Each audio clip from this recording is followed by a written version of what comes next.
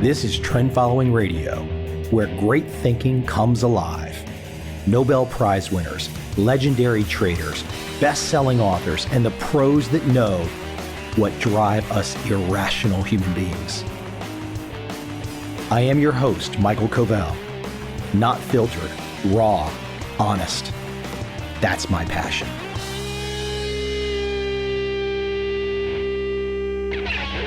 Today, my guest is Laurie Santos. Laurie is a professor at Yale, a professor in psychology. She also happens to have the most popular course in the 300-year history of Yale. That's quite the accomplishment. She essentially said, I'm offering a new class, and the response was overwhelming. 25% of the student body, something crazy like that, wanted to attend and showed up. What in the world can make all of these students, these high achievers at Yale, say that we must attend this class right now? Happiness. These young people wanted to understand happiness because many of them are deeply unhappy. Now, I have a bias here. I'm not unhappy. I'm just kind of cruising along, enjoying life, doing my thing. But clearly in this day and age of connected everything, a lot of young people in particular are really struggling with the idea of happiness. They don't have it. They're depressed. They don't know how to fix it. My guest today, Laurie Santos, she has ideas. She has answers. And she comes at it from the scientific standpoint. How can we use our understanding of science to get more of this happiness? Let's jump right into my guest today, Laurie Santos, who I forgot to mention. I say this inside this episode coming, but she has a new podcast on happiness worth checking out. No further delay. Let's jump right into my guest today, Laurie Santos.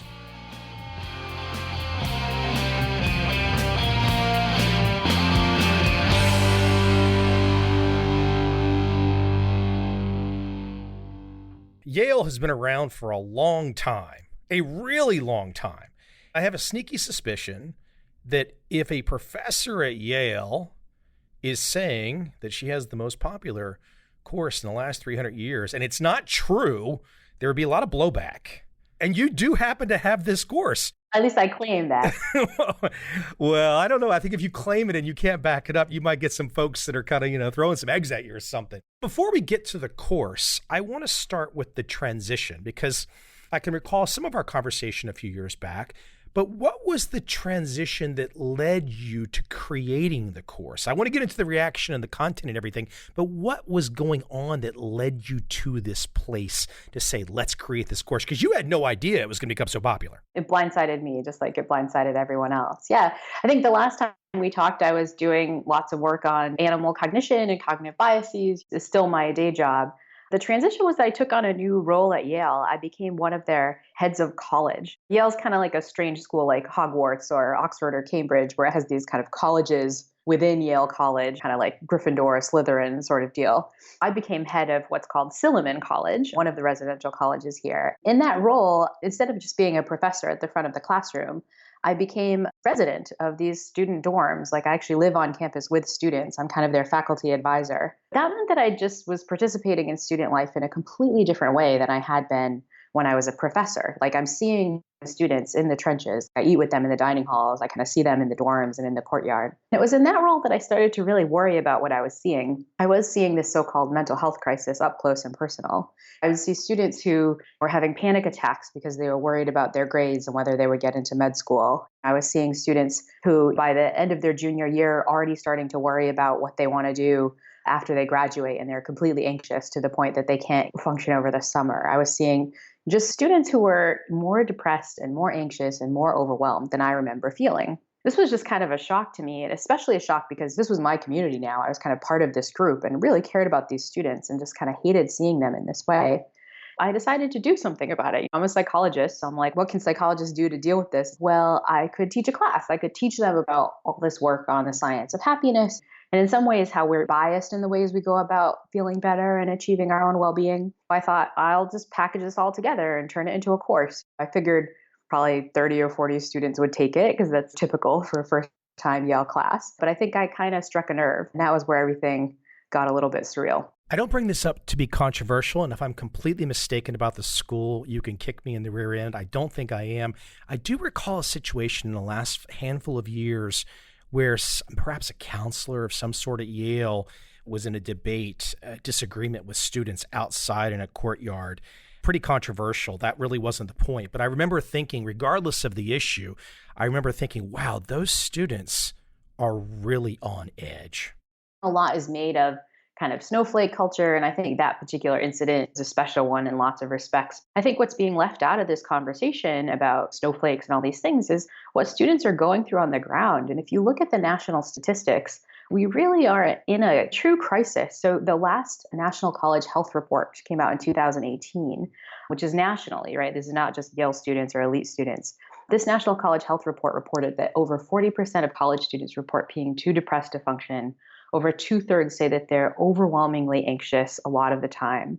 Over 80% say that they feel too overwhelmed to function most days. More than 1 in 10 say that they've seriously considered suicide in the last year. Seriously considered suicide.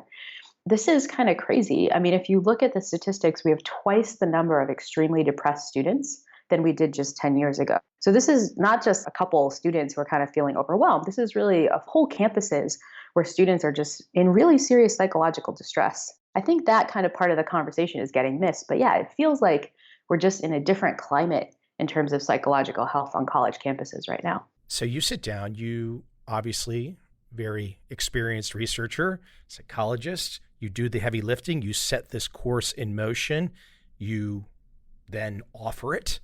When did you start to know that something unusual was going on in terms of the potential acceptance? How quickly did it strike you of like, oh my gosh, I'm observing these things on the ground, I'm creating a course, and then all of a sudden the whole college is like, wow, we all want this? There were a few hints early on. It wasn't really till I walked into the classroom the first day and looked out at 1,000 or so faces that it was like, whoa, this is kind of weird. You had 1,000 students come to the classroom? Yeah, in the end, it was just under 1,200 students. 1 out of every 4 students at Yale tried to take the class.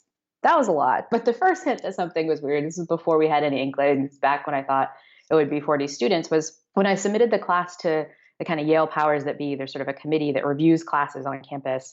Often they find lots of things that you should change and kind of fix about them. I think one of the first hints that this class was going to be different was that committee said, no changes. We just really hope a lot of students take the class. I was like, wow, that's kind of encouraging, but odd for this kind of committee. The second hint that something was different is that Yale students don't register for classes ahead of time. So it's often a surprise to professors how big a class is. You know, it can sway by more students than you expect. We do have this little online tool. It's kind of a little graph where you can see how many students are quote unquote shopping your class, how many are kind of looking at it and thinking about taking it. The axis on most of these little graphs from other professors was from 0 to 100 students, because that's what's typical for a Yale class. Something was weird when I was seeing that my axis was from 0 to 1,000 students. I was like, wait a minute, what's going on?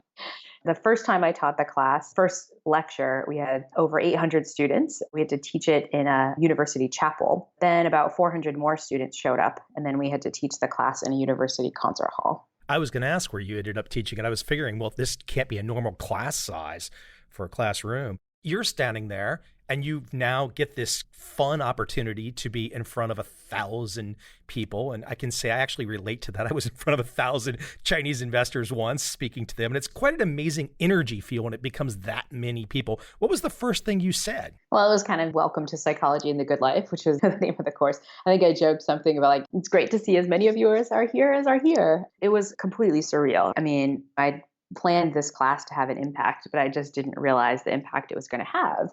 I think that tells you something. It tells you that students are voting with their feet. They don't want to be in this culture of feeling overwhelmed and anxious all the time. And I think they really want to do something about it. It's really interesting. I want to get into some of the real nitty-gritty details, but if I have to think about the typical student that might be going to Yale, high achievers, good DNA material, good genetics, smart kids, they've been going through most of their life trying to be the best to get to this point. Is getting to college, I mean, they're not just burning out in college. Is it getting to college and then hearing about you putting something together and they can feel an outlet and they don't have that outlet prior to getting to college? What's unfolding? Because they were probably extremely stressed out as juniors in high school. That's right. All those mental health statistics I was telling you, we have better statistics in the college ages, but there are so many hints that those kinds of mental health problems are creeping in earlier and earlier. It's not that they get depressed and anxious when they get to college. College students are coming to university with depression, with anxiety, and so on. So it's starting even earlier. I think it's a lot because they are focused on the future a lot of times. Many high school students are just focused on finding out which college they're going to get into and working so hard back then. They're throwing all their eggs into the basket of things that we know scientifically don't seem to map onto well-being.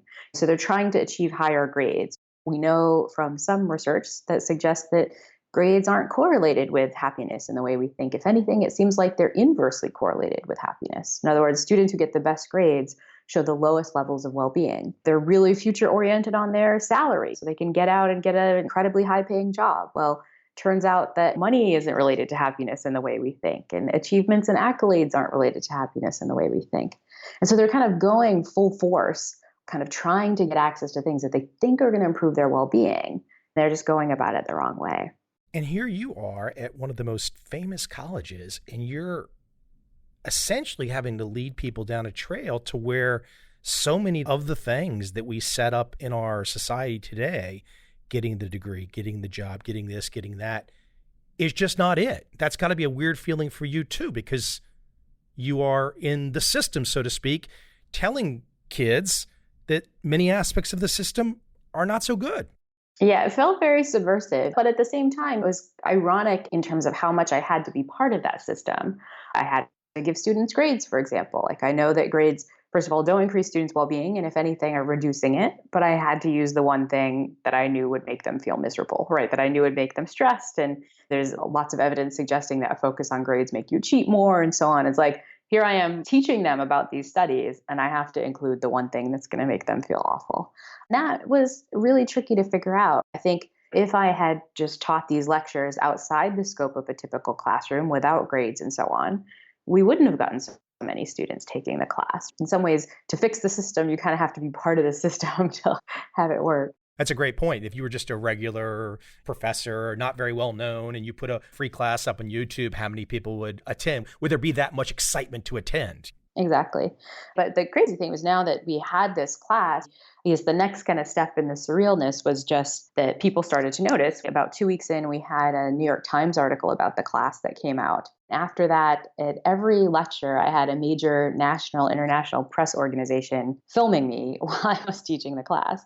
The reason for all the press attention, it's probably the same reason we're chatting on this podcast, is people thought, hang on, these are Yale students. As you mentioned, they're young. They've sort of hit the genetic lottery. They've sort of hit the academic lottery. They got into an Ivy League school, but they're still miserable. And I think the question on everybody's mind was, well, what about the rest of us? If these students need it, how much do we need it to kind of feel better with our own lives? Let me see if I can quote or paraphrase and come close to Matt Damon in The Martian. You decided to science the F out of it. Exactly. Something like that? I think the scientific approach is, in some ways, we had practices in place throughout most of human history to help us. We had religious principles or kind of rich cultural traditions that kind of pushed us in the right direction. Actually, if you look at what the science says about the kinds of things you can do to be happier, most religious and cultural traditions push you towards that. That's the reason that, scientifically speaking, religious individuals tend to be happier than those who don't necessarily practice religious practices. But I think that in our secular days, something's gone astray. We just don't have the principles in place about what we should be doing. That's why I think the scientific approach can help. The science of happiness, it sounds kind of foofy, but it takes a really straightforward approach. Scientists go out and they figure out, okay, who self-reports being happy? Once you find those people, you say, okay, what are they doing differently? You kind of catalog the behaviors that they have and what they do differently than not so happy people. And you do experiments. You say, okay, if we make the not so happy people do those behaviors, will it actually improve their well-being? We now have a couple decades worth of work that's done this, where folks have gone out and tested these kinds of behaviors and found, hang on, when you tend to do these things, your well-being improves over time. Let's talk about something concrete, which I really find fascinating that you've put down in words because I've felt it, but I've never really felt it in a way to describe it like you have. Social connection. So we all kind of know that friends and family and caring about people, we always feel better when that happens. But you put out there that talking to strangers, and I'm paraphrasing a little bit here, I'll let you clean me up. Talking to strangers is something that's really, really good. And that is very uncomfortable for a lot of people. I can personally say that I love talking to strangers in whatever country. I'm not sciencing the F out of it, so to speak, when it happens. So I'm not thinking about what it's doing to me and why I like it. But there is a science that you can tell me about why I'm liking it, why I've figured this out, why I have this little hack, but I've not written it down to know why it's working for me. We are social animals. We are social primates. We are made to talk to one another. And therefore, it's no secret that the happier people tend to be around others more than not so happy people. And happy people tend to spend time with their friends and family members, which makes sense. As you mentioned, there's a cool set of studies looking at how social connection isn't just about making sure you spend time with the people you care about. That's an important piece of it. But we can get little bumps in happiness more so than we expect by trying to make social connections with random people, so the strangers on your street. This is some work by Nick Epley, who's a professor at the University of Chicago Business School. He did this famous study where he forced people to talk to complete strangers on their commutes. So he did this on the L train in Chicago. People are taking the train commuting to work, and he says, for the rest of the train ride, if you want to be in the study, we want you to kind of strike up a conversation with the person sitting next to you. The other half of subjects were told, for the rest of the train ride, try to keep to yourself, don't talk to anyone, enjoy your solitude. People predict that solitude condition is going to feel great and the connection condition is just going to be weird. Talking to some rando on the train is just not appealing to a lot of people. People think it's not going to boost their mood. In practice, what happens is just the opposite. The solitude condition kind of feels sort of crummy. It's actually worse than baseline. The connection condition feels pretty good. People bump up their mood even though they don't predict it. Those are the two effects I find so striking, is that it's not just that talking to strangers makes us feel good. It's that we have this strong intuition that it won't work, that it will feel really awful. And therefore, we don't tend to do it as much as we could. You are launching this new podcast going into many of these subjects that we're going to talk about right now. You have one episode coming, or has already been released, I'm not sure, with David Byrne of the Talking Heads. And you talk about this very issue, the train and strangers. And my first reaction is like, wow, okay, maybe if you reach a certain level of fame, you maybe don't want to be recognized or this or that. But at the end of the day, he's still a human and he still feels the needs that we all feel. Yeah, I decided to interview David Byrne not just because I'm a total Talking Heads fangirl, but in part because he wrote this incredibly compelling essay in the MIT Tech Review called Eliminating the Human, where he basically made this argument that it's not just that we as individuals are choosing not to talk to strangers when we get the opportunity.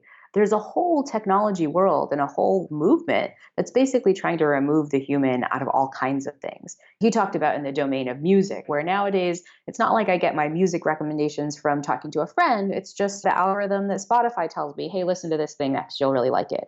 We don't often even talk about music anymore because we don't have a physical substrate for it. I'm old enough to remember showing up to folks' houses and there's their big CD collection on the wall and you kind of look through and talk about like, oh, I didn't know you like the Talking Heads and so on. But that's kind of gone away. It's not just in the domain of music, it's in the domain of travel. I can take an Uber ride and literally never have to talk to anyone. I don't have to call a cab company and talk to someone. I don't have to talk to someone. I don't even have to negotiate pay and talk to someone that way. We have ATMs, we have checkerless coffee shops where I can walk into Starbucks and pay ahead of time, not even talk to a barista and just run in and grab it and go. This is David Byrne's argument. We seem to think that this kind of frictionless economy is better. It's kind of better and smoother and faster when we don't need to deal with other humans. So we try to eliminate them.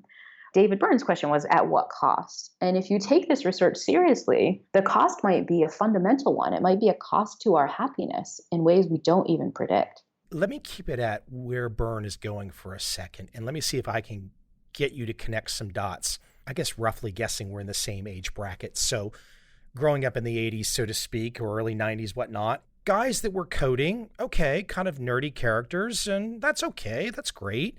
These guys now are the ones that are building the pipes, building the structures that are kind of seducing us all into the very behaviors that Byrne is cautioning us about. That's right. And I think he has a certain sympathy for it. Turns out his dad was an engineer, so he kind of have a family of engineers and kind of gets it. Byrne's worry is that we're living in this world that's being designed by a few people They might not have the same preferences we do. They might not have the same motivations we do. It's not clear that Facebook would like it if we talk to people on our commute. Facebook would probably rather that we don't want to talk to people on our commute, that we just kind of scroll through our feeds when we're heading to work in the morning. That's what we all do. And that's what we all do, right? I mean, this is why I think another thing that you see in these national college health surveys is that college students report being more lonely than they've ever been. So right now, nationally, more than 2/3 of college students report feeling very lonely most of the time. And they're in college. This is the time that they're supposed to be, in some ways, most social. They're at least living with other people their age in really close proximity, but they feel lonely all the time. If you look at why that is in the trenches, it's because these students are not talking to other humans. They're addicted to their feeds, be it Instagram or Facebook, not normally Facebook, but Instagram or Snapchat or these kinds of things. And I see students in my dining hall who are all sitting there together, but not speaking because they each have these Bose headphones on. They're staring at a screen. They're probably kind of being social through technology, but not with each other in real life in the way we were built as primates to do. Let me let you unpack this a little bit. I'm a big yoga fan. I love to go to classes. The reason I like to go to yoga is I know mindfulness is good for me. Meditation, I'm a little impatient. If I go to yoga, good teacher, good class, by the end of the class, I'm beat to submission. My mind turns off. I'm at that point of mindfulness. A lot of people will say to me, though, Mike, why don't you just do yoga at home by yourself? And I haven't thought about this until I started going through where you're going with your happiness. I don't want to be by myself the whole time. It's much more fun with a group. And that's right. And I think we're losing these simple kind of ways of doing this. Think of these days, you can do yoga in a real class with other humans in real life, but you can also do yoga online. So it kind of gets this illusion of social connection without any of it. The bike classes where you have the video person directing you on the bike. You don't actually go to a class with other humans. You just look at people on a screen. There are specific businesses that are creating in our mind and for profit that the guy on the screen where we pedal at our Peloton at our home is just as good as the classroom. You have the science to say that it's not. It depends on the specifics. It's not just that you can't have social connection through technology, right? For example, FaceTime or Skype or something where we're talking in real time and we can see one another. There are hints that that real-time interaction works pretty well. But more often than not, we're not getting the real-time interaction. We're getting kind of the illusion of that without any actual connection in real life. The bigger issue, though, is kind of the opportunity cost. The more you take a yoga class online, that might be the less you actually go to a yoga class in person. I think that's the scary thing. It's not so much that these things online don't work as well. It's that we're giving up opportunities to connect with real people because we're connecting so much kind of with our phones and with technology. And we're only starting to recognize the huge cost of this. There's some work by Liz Dunn, who's another person I interviewed towards the end of the season. She has some work showing that the more people just simply have their phones out, they're not even using them.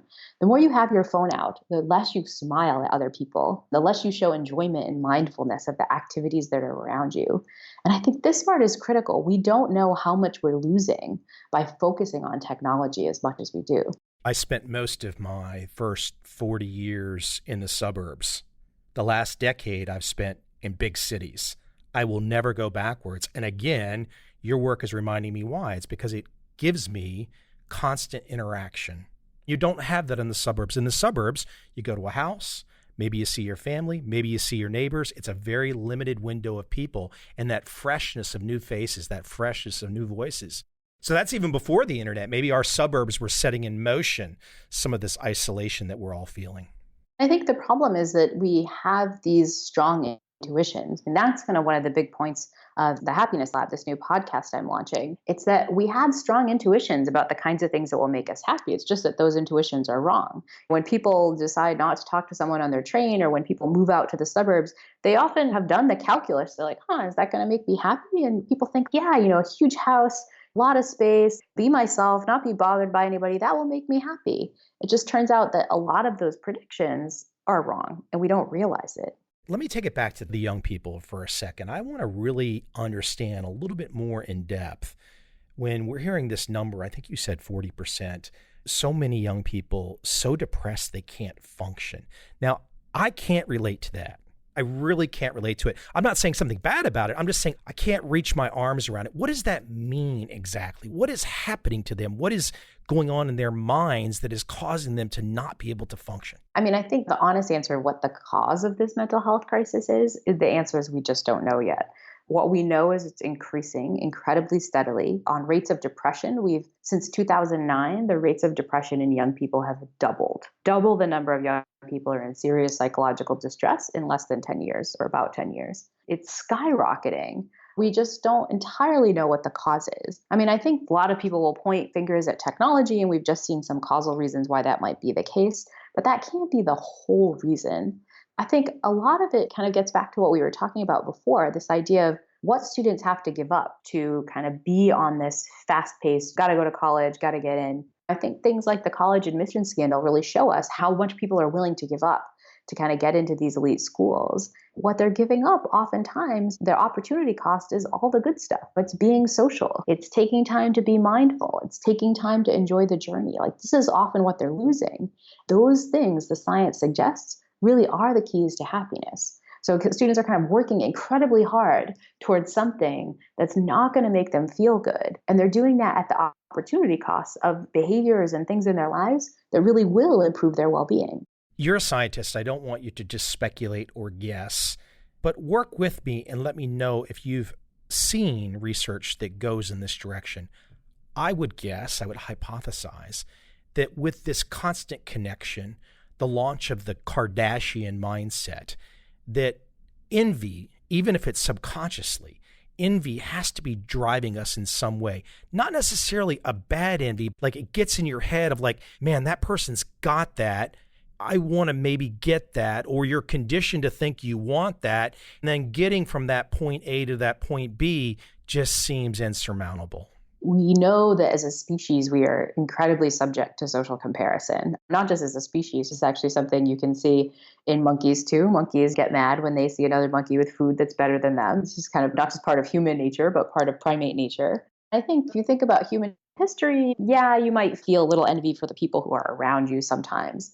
But if you think of what we have nowadays with technology, with the rise of Instagram, with just the rise of seeing anyone in the world and what they have, we have social comparison writ large in a way that no other generation of the human species has ever had.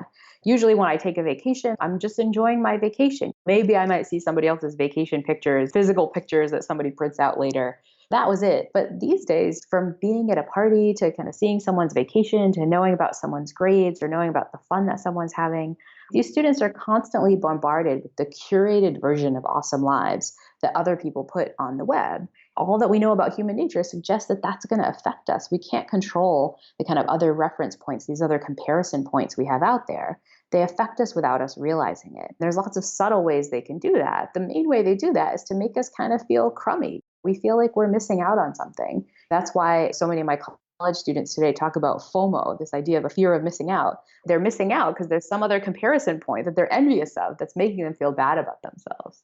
Is there an age issue going on? I mean, I kind of know the answer of this. I'm somebody who is coming of age right when Netscape went public in 1995 in my mid to late 20s, but young people today, in terms of their ability to turn the phone off, and you'll see where I'm going with this, but I mean, I saw an article just today from the author Ryan Holiday, and he was talking about phone management and how he manages his phone. No alerts, no social media apps. Are you going to this level of detail in your class? Like, what are some of the practical directions that you're taking students to try and help them to find this happiness that's eluding them?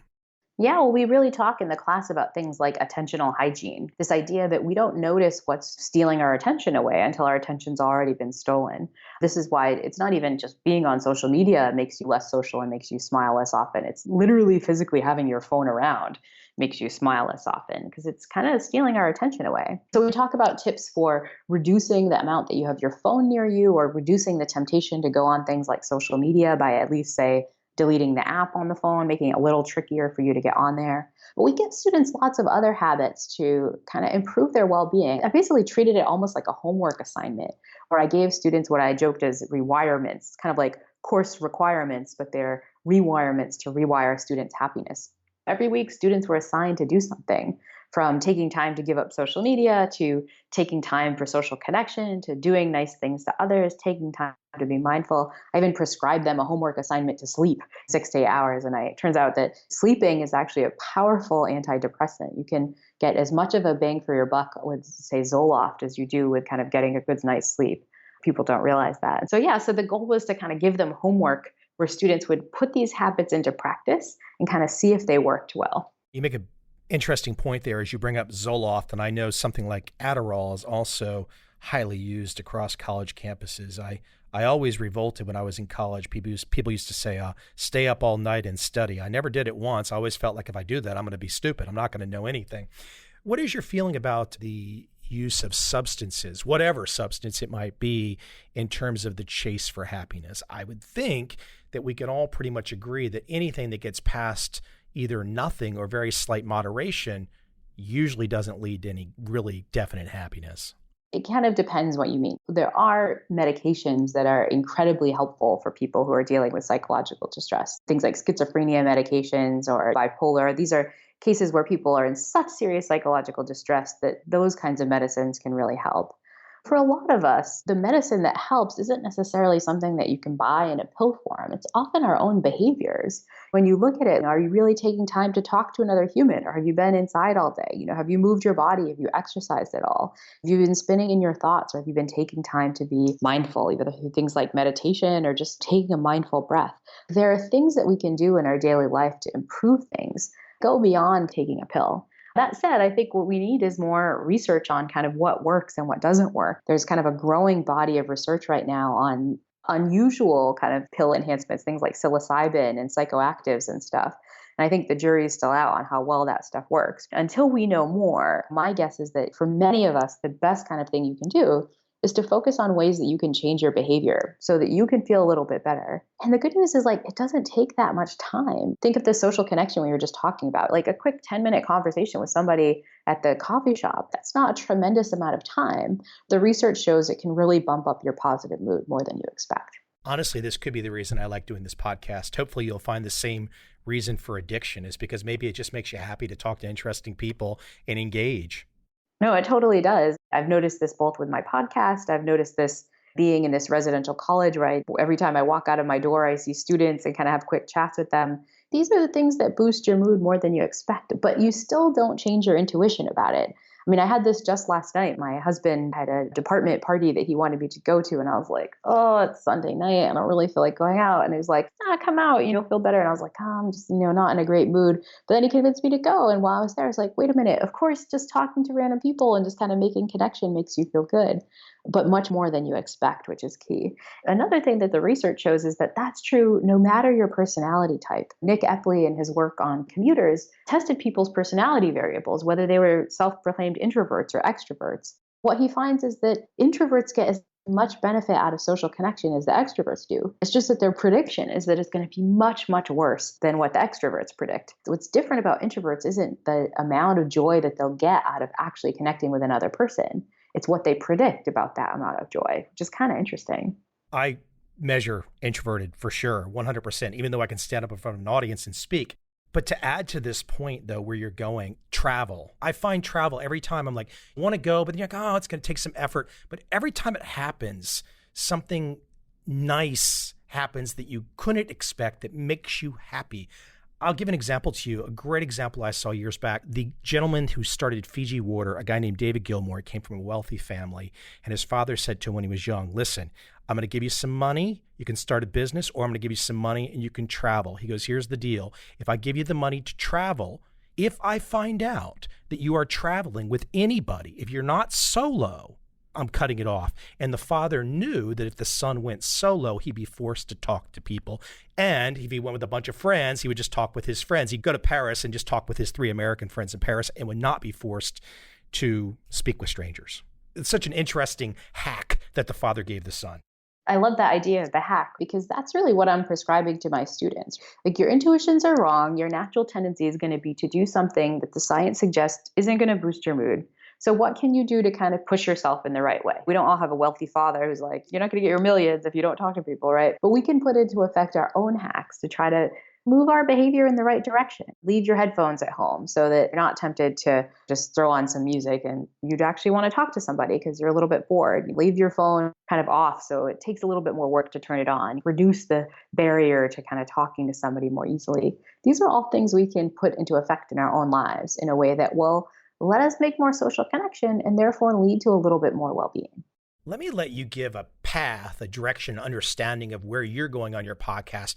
Perhaps share a story with a recent guest of yours. I thought this was really interesting. I'd never thought about it, how you came to have the inventor of the ATM on your podcast to discuss happiness. How did those dots come together in your mind? Yeah, well, I was thinking about all these different domains where we forego social connection. I was kind of walking around and thinking about it and actually walking up to an ATM and I was like, wait a minute, this is a domain. Historically, I wouldn't have done this by myself. Historically, when you needed money, you had to go talk to a bank teller. You'd probably wait in a big line at a bank and talk to people in line. And these are like community banks. So they're people who live in your area and you'd kind of chit chat with them. But these days, really none of us do that. In the modern day, most of us are visiting a machine to get our money.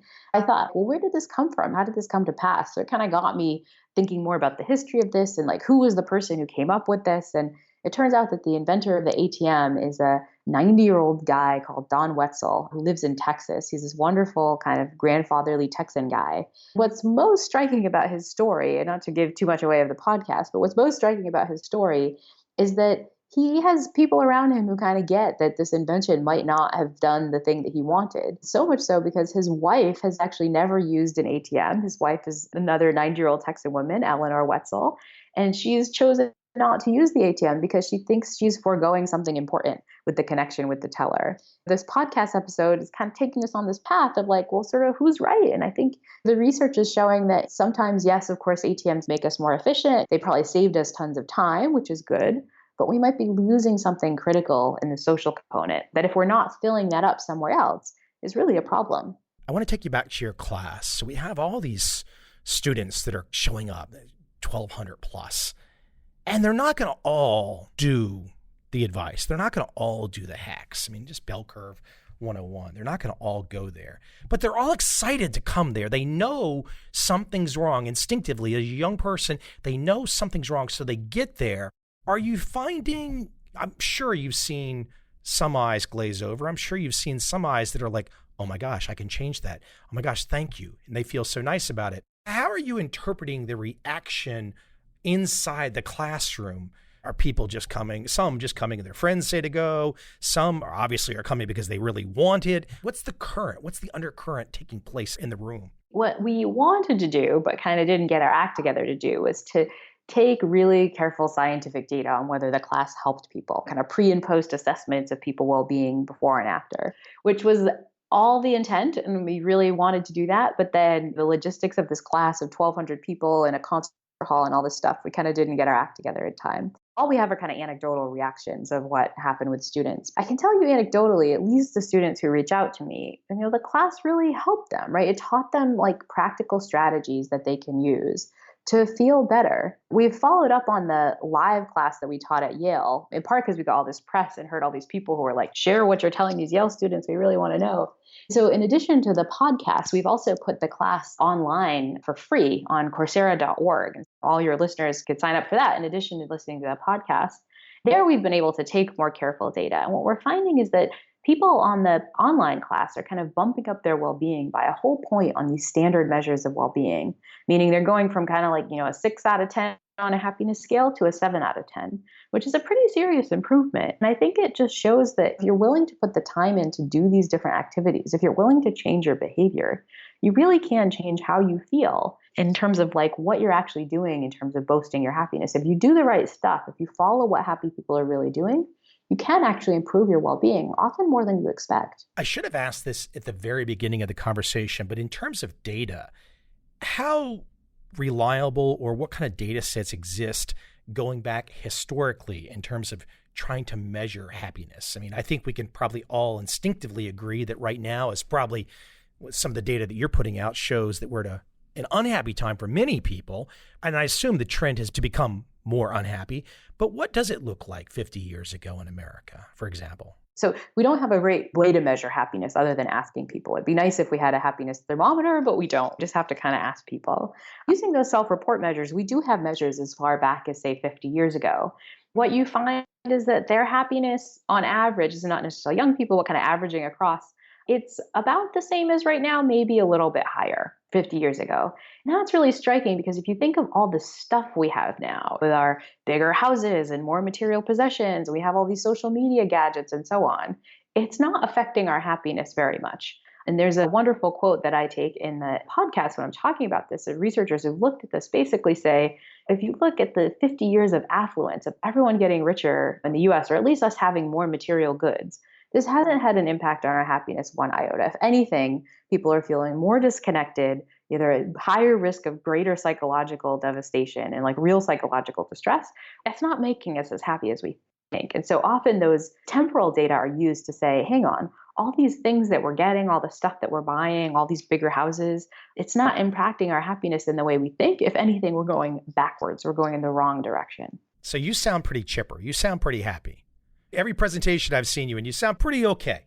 So what have you done in your life? Do you feel like have been some of the most important hacks or life choices for yourself in terms of your own well-being and your own happiness? Because you get to sit there and observe so many young people that are having trouble, but you otherwise sound like you're pretty well-adjusted lady. So what have you been able to figure out that you can pass along to these young people just personally? What's fantastic about being the professor who teaches the happiness class is that if you're preaching to these students about, oh, you have to make social connection, you have to take time to be mindful, and you're telling them all this stuff, you kind of have to do it yourself or they're going to notice. I think one of the reasons I'm not by nature a happy person, I don't think genetically I'm kind of happy, but I have gotten better about copying these sort of habits of happy people. I'm not naturally a very social person, but I kind of force myself to try to talk to people more. And I try to do that on commutes. As I was telling the story before, I kind of like, my husband's like, let's go to this party. I'm like, oh, okay, I'll go to the party. Like, I just kind of force myself to do the things that all this happiness research shows can really bump up well-being. If you do that, if you do the behaviors, it's going to improve your happiness. I keep track of my own well-being levels using these standard surveys. I've gone up probably over a point since teaching this class. It has in part to do with the fact that it's really meaningful to do this and it's been really fun. It's also just that I'm doing these practices now. I'm kind of like copying what happy people do. And when you do that, it's no surprise that you can improve in your own well-being. Well, you now have to be the most approachable person at Yale. You'd think. I think I'm a little, it's like a little intimidating. It's like what famous people report, where there's a lot of people who look at you and have this recognition of like, oh, I know who you are, but I don't know who they are, in the back of my 1,000-person class. But maybe when they look at you and don't say anything, you have to approach them now, and they're the stranger, and just keep breaking the ice. But at least now with you going down this path of being the happiness professor with the expertise, you have to be the person that can't turn it off. Oh my gosh, that's a lot of pressure, a lot of stress. It has its moments, but no, it's been such a privilege. And if I have to have a little bit of pressure to seem on for my students to kind of give them the good role model for what they're supposed to be doing, it's probably still worth it. I don't know anything.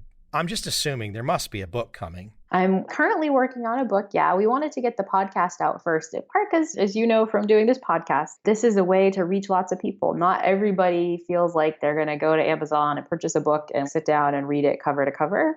A lot of people are going to sit and listen to a half hour, 45 minutes of a podcast. The podcast was really my way of packaging the science in these bite-sized chunks in a way that lots of people could check it out for free. It's fun for me, kind of like as you were saying, I get to talk to these people who I'm like, okay, who is doing this the right way? Who gets it? That's been a fantastic ride of just meeting all these interesting people who are successful in these other domains. We have Navy SEALs and Olympic figure skaters and musicians like David Byrne.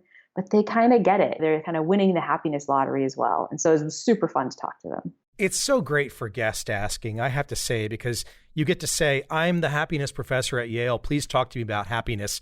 Who's going to say no?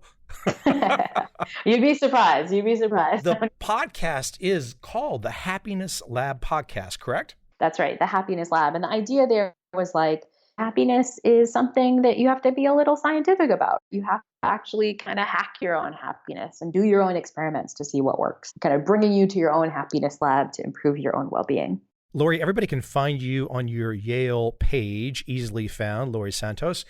Where is the Happiness Lab podcast? Where can we find that? iTunes, all that kind of fun stuff? Yep, can download it wherever you get your podcast. So Apple, Spotify, Stitcher, kind of whatever you normally do, you can find it there. You can also check us out on our Happiness Lab website, which is happinesslab.fm. Laurie, thank you very much. Hopefully we can talk again when the book comes, because as I said, as I guessed, I know it's coming. Be out very soon. Thank you so much, Michael. I really appreciate it.